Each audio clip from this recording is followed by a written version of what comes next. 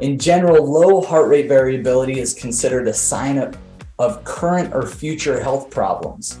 So you can look at that, and it's typically heart health is what we're looking at here. It shows the body's less resilient and struggles to handle changing situations. And divers, as they were exposed more and more to these cold dives, they saw better dynamics in their heart rate variability, their autonomic and their parasympathetic nervous systems. A lot of people have asked, well, what's a good heart rate variability? And it always varies depending on age.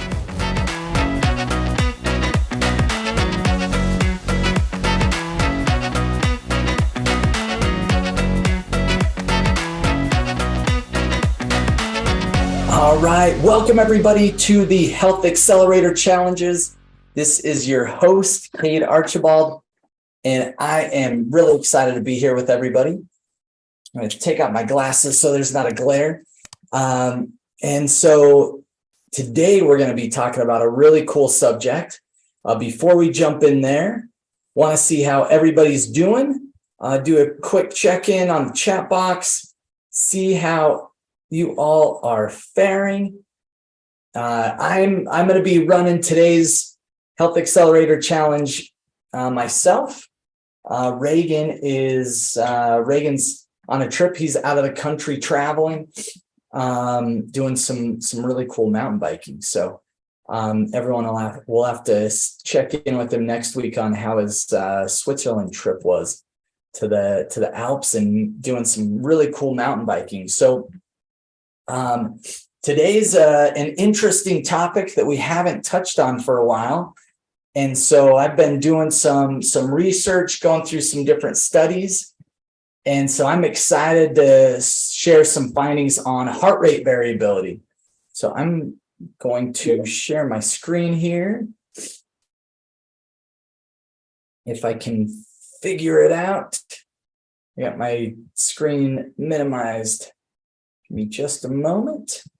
So we're going to be diving into heart rate variability and what's important about that.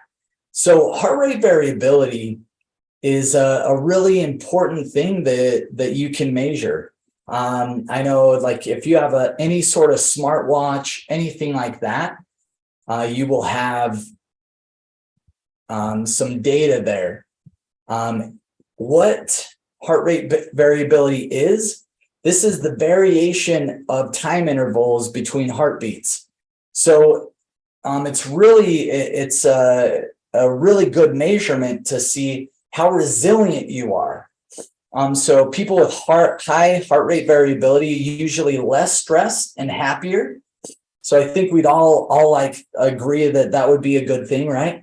Less stress, more happiness. Those are really important things. In general, low heart rate variability is considered a sign of current or future health problems. So you can look at that, and it's typically heart health is what we're looking at here. It shows the body's less resilient and struggles to handle changing situations. And so there's some things we're going to talk about of how you can increase your heart rate variability here in today's show. So some really, really important things, which most people know. Exercise is probably the number one impact on heart rate variability and how you can improve that. So getting your heart rate up will always help settle your heart rate at a resting time. And so when you're looking at some different ways other than exercise, so exercise, HIIT workouts, really impactful. Even just weightlifting, running, sprinting. Sprinting is probably one of the best ways to up that heart rate and then rest. So there's a series that we've done on exercise where you can sprint, do about 30-second sprint, and then 1 minute walk. 1 to 2 minute. You can actually do it in about 4 minute increments. So walk, sprint, walk, sprint.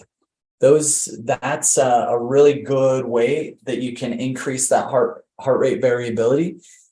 Some of us aren't able to sprint really easily due to, whether it's injuries or age or different things like that. And so if that's something that's not an option for you, do even just getting some really good exercise and get that heart rate up through, could be walking, jogging, moving weights, an elliptical. There's a lot of good options out there.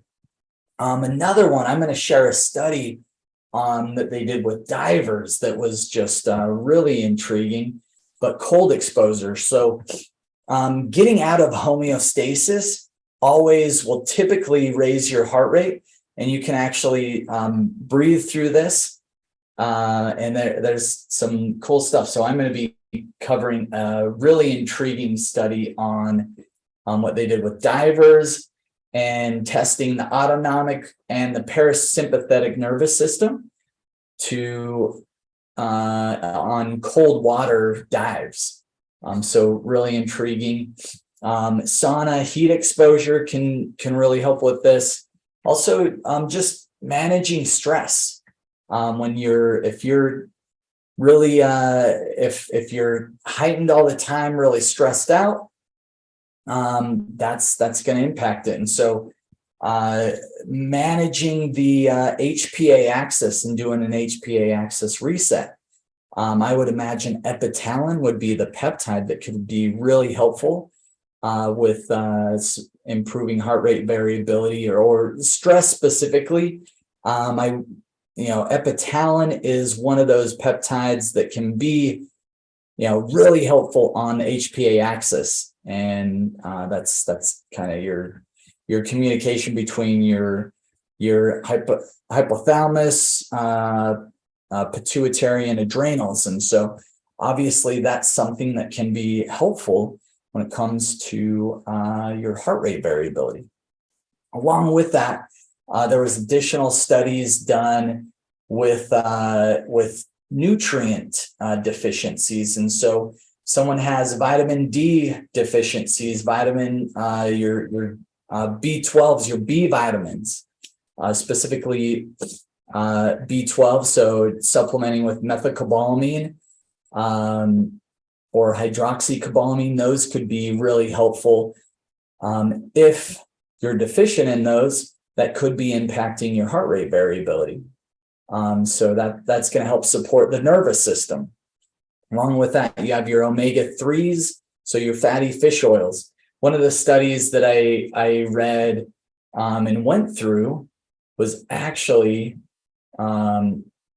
really, really intriguing there on, I'm going to pull this up as a reference point, but what they found is this was on middle-aged males.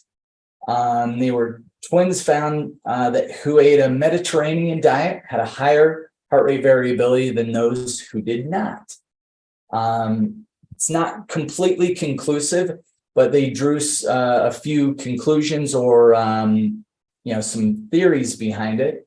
But Mediterranean diets responsible for the positive influence HRV. Other studies have suggested that oily fish may have a crucial role to play. So that's your omega-3s. So these studies investigated the links between essential fatty acids and heart rate variability. They showed improvements from food and supplements. So there's, some of the things, the omega fatty acids on autonomic tone. So that's balancing sympathetic and parasympathetic pathways. Has the potential ability of these nutrients to influence HRV makes theoretical sense. and they can affect both the heart and brain function. Vitamin D deficiency was also associated with poor cardiac or cardiovascular health. And so low levels of those nutrients can create the depression of those of that autonomic system, those autonomic systems. Vitamin B12 deficiencies associated with coronary heart disease and diabetes also associate with low heart rate variability. So increasing body, there's a lot of research on vagus nerve and vagal tone as well, which that helps with the parasympathetic nervous system. So, and it helps slow down the heart rate, specifically in resting times. Nutrients such as vitamin D, iron can alter the composition of the microbiota and thus affecting the microbiome, which then they change your vagal activity and in turn affect your heart rate variability. So having a good microbiome and good digestive health and good nutrients in the body is really, really critical. And so having those just understanding some of those underlying items, kind of research shows increase, your vitamin D, your vitamin B12s, and omega-3s potentially can impact your heart rate variability, along with exercise, some of these other things. The other study that is really, really intriguing is on divers. So this was a study very, very recent. I think this came out in 2023, April 20th, 2023, a systematic review of heart rate variability during diving in very cold water. So they took this, temperature of the water was below 5 degrees Celsius. So, really cold water, right? You're talking, somewhere in the 30 to 40 degree water. And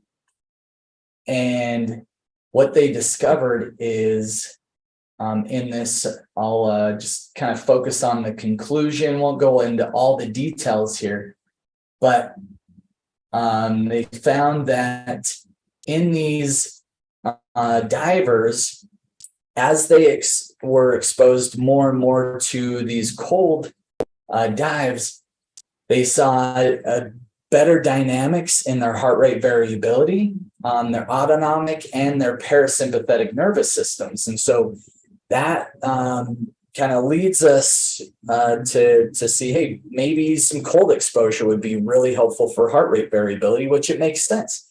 When you get cold exposure, typically your heart rate's going to increase. And then our body's ability to breathe through that and really take in, be resilient to that cold can thus increase your heart rate variability. So really, really interesting. And so a lot of people have asked, well, what's a good heart rate variability? And it always varies depending on age. And so I like this graph. This kind of shows just the kind of the middle of the row average heart rate variability by age. And so if you're looking on your screen, YouTube, if you're here live with us, you'll see this. But at age 20, typically we'd see someone between 60 and about 108 on their heart rate variability. Those are really good heart rate variability numbers. As age goes on, that number is going to decline. But if we can keep that heart rate variability higher as we exercise more, as we stay physically active, we address nutrient deficiency and address how our hormones are acting in the body, address our digestive health, all these components that we focus on here at East West. That's going to improve or help you maintain a good, healthy heart rate variability. Here, average between ages 65, you're somewhere in the 30s to 50s. And so, a good heart rate variability for 6-year-olds, somewhere in that 50 to 60 range. You're well above average if you're there. That can also be, maybe a fairly athletic person there. And so I think looking at heart rate variability is really important from a holistic standpoint for taking a temperature gauge on your heart health, as well as your physical health and well-being. And so I like this term. We had a patient stop me in the hall. Thanks, Linda. And she had said, hey, I'd like some additional info on how I could improve my heart rate variability. So just going back to some of these ways, your exercise is always going to be a really good thing. Some different hot and cold exposures. So climate changes for you, or temperature changes, those activate cold shock proteins as well as heat shock proteins if you're doing heat exposure. And then addressing some of these nutrient deficiencies. These can all be really important. And so the challenge today that we're going to focus on is I want you to see if you're not currently measuring your heart rate variability, maybe I use the Apple Watch has measures that. I know Whoop is another one that you can do heart rate variability from most your wearable devices can do that. And so, that would be kind of challenge one is grab a device that'll measure heart rate variability. That could be super, it's a great measurement. You can get a gauge on what your resting heart rate is, what your exercise standing heart rate and exercise heart rate is. And that can give you some really good baselines to look and then see if we can improve that. And so biggest challenge this week is going to be getting your heart rate variability baseline or measuring your heart rate variability. If you're already doing that, then let's see if you can't make some tweaks based on some of these things. So add in some cold exposure, hot heat exposure, maybe change up an exercise, get that heart rate up a little bit higher, do a HIIT workout. So a good example of a HIIT workout that would work for anyone at any skill level. You can do modified push-ups or real push-ups. Do it for 20 seconds on, just all out, and then you do 10 seconds rest. And then 20 seconds, 10 seconds rest, and do that for 4 minutes. So you do about 4 cycles of that. So you do push-ups. You can add in some air squats if that's functional for you. You could do wall sits. So just straight, make sure your legs are parallel with the ground, and you just sit against the wall. That'll engage your glutes, your quads, your legs. That could be a really good one. And then you can add in like kettlebell swings. If that's something you're able to do. You could, there's a lot of exercises. So if you don't know, if you need some help here, reach out to me, Cade at acueastwest.com, and I will help you. We'll get a HIIT workout. Also, if you're in one of our programs, reach out to Tristan, our fitness advisor. He can help you with a HIIT workout that'll just be game changing for you as well. So hopefully this was a short and sweet challenge today. Hopefully this was helpful, and we'll look forward to seeing everybody next week. Have a great one, everybody.